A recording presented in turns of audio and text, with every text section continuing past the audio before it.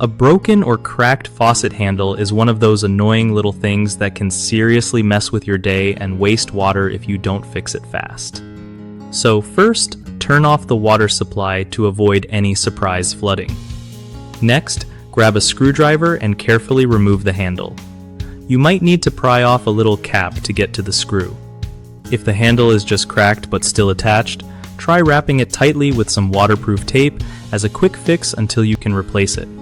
When you're ready to swap it out, take the broken handle to the hardware store to find an exact match or a universal replacement. Before putting the new handle on, check the cartridge or valve stem underneath for any damage, because sometimes that's the real culprit causing leaks or stiffness. Don't forget to clean any grime or mineral buildup around the area while you're at it. This helps the new handle fit better and last longer. After you put everything back together, turn the water back on slowly and check for leaks or any weird noises. If it still feels off or leaks, it might be time to call a plumber instead of risking a bigger mess. One of the biggest mistakes people make with faucet handles is ignoring small cracks, which can turn into leaks that drive up your water bill fast. Fix it early to save cash and hassle.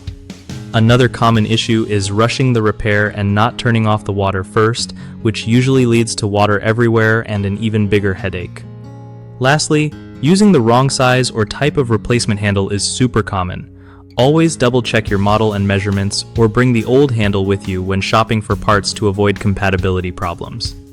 BigHomeProjects.com is awesome because it helps homeowners easily find trusted local contractors who know exactly how to handle repairs like faucet fixes. It also gives contractors a solid way to connect with people looking for local help, so everyone gets what they need without the stress.